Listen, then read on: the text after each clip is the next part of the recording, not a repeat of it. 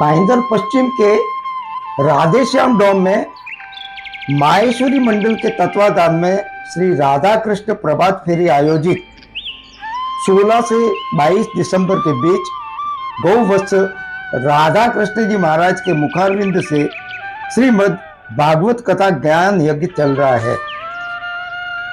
गौवत्स राधा कृष्ण जी महाराज की विशेषता यह है कि वे जहां भी कथा करने जाते हैं वहां वो प्रभात फेरी की शुरुआत करते हैं।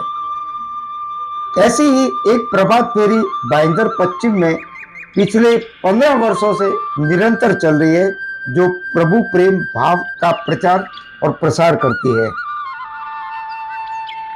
हमने इस संदर्भ में परोपकार भाईंदर क्षेत्रीय समिति के ओम प्रकाश गारोडिया से इस प्रभात फेरी को लेकर बात की, तो उन्होंने क्या कहा वह आप सुनिए। भाईंदर में श्रीमद् भागवत कथा राधे कृष्ण जी महाराज के मुखारविंद से चल रहे हैं और बताया जाता है कि ये भागवत कथा जो शुरू भागवत कथा जो चल रही है उसके पीछे भाईंदर में प्रभात फेरी का महत्व है, क्या कहेंगे? ईश्वर को प्राप्ति के लिए अलग अलग साधन बताए हैं। का यज्ञ से के माध्यम से हम ईश्वर की प्राप्ति कर सकते हैं, सत्संग के माध्यम से हम ईश्वर की प्राप्ति कर सकते हैं, दान पुण्य करके हम ईश्वर की प्राप्ति कर सकते हैं। लेकिन आज से 15 साल पहले राधा कृष्ण जी महाराज भाईंदर में आए थे महर्षि समाज के भवन के भूमि पूजन में। उस समय उन्होंने ये बताया कि अगर ईश्वर की प्राप्ति करनी है तो केवल एक ही मार्ग है जिसमें पैसा भी नहीं लगता है, वो है प्रभात फेरी के माध्यम से संकीर्तन। और ये संकीर्तन जब शुरू हो गया उस समय, आज 15 साल से निरंतर ये प्रथा, ये मार्ग, इसका समय सारणी एकदम सही समय पे चल रही है। और दूसरा उन्होंने बताया खुद का तो उद्धार होएगा जो इसमें जाते हैं, लेकिन जो प्राणी, जीव जंतु, जानवर या पशु पक्षी या झाड़ जो पिछले जन्मों का कारण वे उसमें जीव तो है, बोल सकते हैं, बोल नहीं सकते हैं लेकिन सुन सकते हैं, ऐसे लोगों का आपके संकीर्तन के माध्यम से उनके कानों में जो भगवान नाम संकीर्तन जाएगा तो शायद उसके माध्यम से उनका भी उद्धार इस संकीर्तन के, इस प्रभात फेरी के माध्यम से हो सकता है। इसलिए उन्होंने उसका बहुत बड़ा महत्व बताया है। अभी जो श्रीमद् भागवत ज्ञान यज्ञ जो चल रहा है राधेश्याम डोम में, ये प्रभात फेरी आयोजित और माहेश्वरी मंडल द्वारा के तत्वाधान में ये कार्यक्रम होता है। इसमें ऐसे कौन कौन से लोग हैं जिनके प्रमुख सहयोग से ये इसमें ज्यादा करके प्रभात फेरी में जो आने वाले हैं वही भक्त इसमें शामिल हुए हैं। उसमें मुख्यतः भुतड़ा परिवार, नंदलाल जी, मदन लाल जी भुतड़ा परिवार है, उनका सबसे बड़ा योगदान आर्थिक, सामाजिक सभी तरह का योगदान उनका है।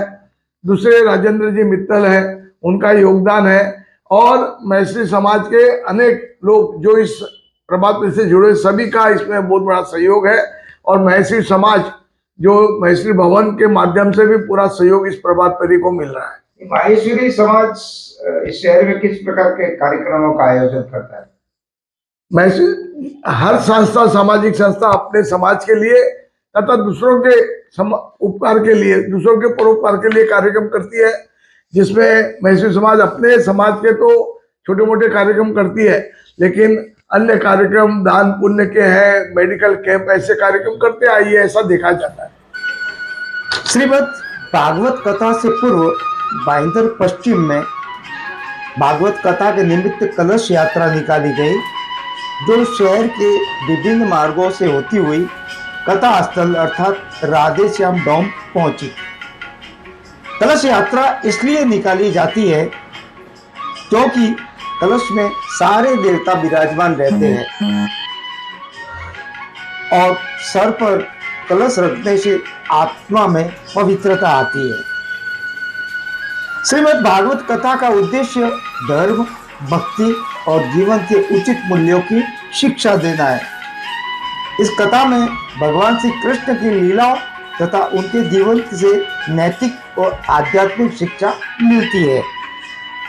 इस कथा को संपन्न करने विभिन्न यजमानों के रूप में विभाजित किया गया है, जहां पर मुख्य यजमान नंदलाल जी भूतड़ा, श्री कृष्ण जन्मोत्सव के यजमान मांगीलाल जी मुंदड़ा, रुक्मणी विवाह मुकुंद जी लड्ढा, दैनिक यजमान गोपी किशन जी झवर, नैना देवी बाल किशन जी तोस्तीवाल, नटवर जी डागा, जुगल किशोर जी बाहेती, श्रीमती मुन्नी देवी मालानी।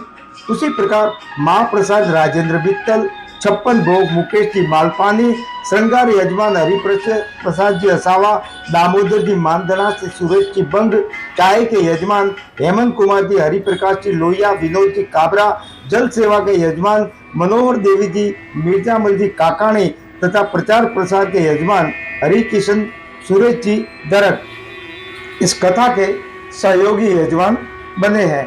मातृ गौरव के लिए मैं व्यास कुमार।